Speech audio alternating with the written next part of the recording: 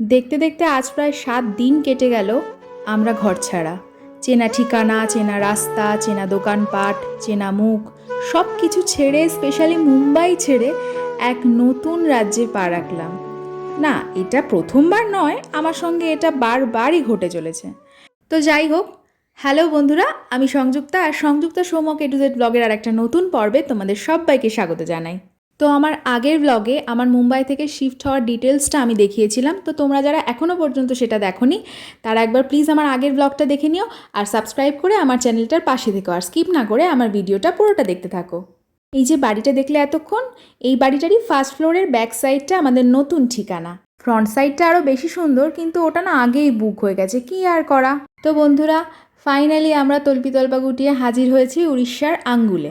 না, ডিরেক্ট কিন্তু মুম্বাই থেকে আমরা এখানে আসিনি। মুম্বাইতে আসার পর একটা হোটেলে আমরা 7 দিন ছিলাম, কেওয়ান আশিয়ানা। তারপর আজ এখানে এলাম সকালবেলা। আর এই দেখো আমাদের ব্যাগ বোচকা সব এদিকে, আর এই হলো যেই একটা এক্সিট গেট, এটা দিয়েও বেরোনো যায়, আবার এটা দিয়েও বেরোনো যায়। আর একটা বিশেষ ব্যাপার কি জানো তো, এই বাড়িটা দেখার আগে না আমরা অন্তত 10টা বাড়ি দেখেছি। একটা না একটা প্রবলেম লেগেই আছে। কোনোটার হয়তো জানলা নেই, কোনোটার হয়তো উত্তরমুখ ঘর, কোনোটার হয়তো ব্যালকানি নেই, কোনোটা হয়তো গ্রাউন্ড ফ্লোর। তো এই সমস্ত কিছু দেখে এই বাড়িটা আমরা একদম সিলেক্ট করেছি। এটা একদম নতুন একটা বাড়ি। এই বাড়িটা জাস্ট কমপ্লিট হয়েছে আর আমরা তারপরে এসে ঢুকছি। এর আগে আমরা যতবার থেকেছি না, ততবারই ফ্ল্যাটে থেকেছি। তো ফ্ল্যাটের নিয়ম কানুন বা সমস্ত কিছু না একদম ভীষণভাবে আলাদা। আর এই বাড়ির সাথে তার কোনো রকম কোনো মিলই নেই।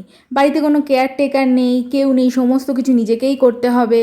তো যাই হোক, এই হলো রান্নাঘর, আর আগে দেখালাম 2টো বেডরুম, ড্রয়িং রুম, সমস্ত কিছুই আছে, খুবই সুন্দর আছে এখন আপাতত যা মনে হচ্ছে। সব থেকে বড় ব্যাপার কি জানো তো, জায়গাটা না খুব খোলামেলা, আর চারদিকটা ভীষণ নিরিবিলি একটা শান্ত পরিবেশ।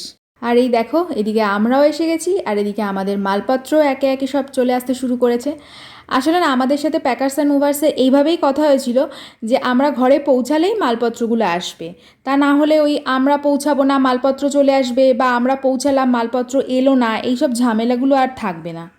একটা কথা না না বলে পারা যাচ্ছে না, যে আমরা যেমনভাবে আমাদের মালপত্রগুলো পাঠিয়েছিলাম ঠিক তেমনই আছে, একদম অক্ষত। কোনো রকম কোনো মালপত্রের গায়ে একটা আঁচড়ও লাগেনি। যেভাবে জিনিসপত্রগুলোকে একের পর এক রাখা হচ্ছে না, মানে বুঝতেই পারছি না যে কবে এই সমস্ত কিছু আনপ্যাক করে খুলে গুছিয়ে গাছিয়ে আবার নতুন করে সংসারটা শুরু করব। সব থেকে আগে যে কাজটা করতে হবে সেটা হলো গ্যাসের কানেকশান আর জলের কানেকশান। এই দুটো নতুন জায়গাতে যতক্ষণ না নেওয়া হয় না, ততক্ষণ মানে ভীষণ অশান্তি থাকে। তো বন্ধুরা, আজকের ব্লগটা আমি এখানেই শেষ করতে চলেছি। খুব শীঘ্রই দেখা হবে পরবর্তী ব্লগে। ততক্ষণ পর্যন্ত সবাই খুব ভালো থেকো, আর অবশ্যই আমার চ্যানেলটা সাবস্ক্রাইব করা, লাইক কমেন্ট শেয়ার করতে একদম ভুলো না। বাই।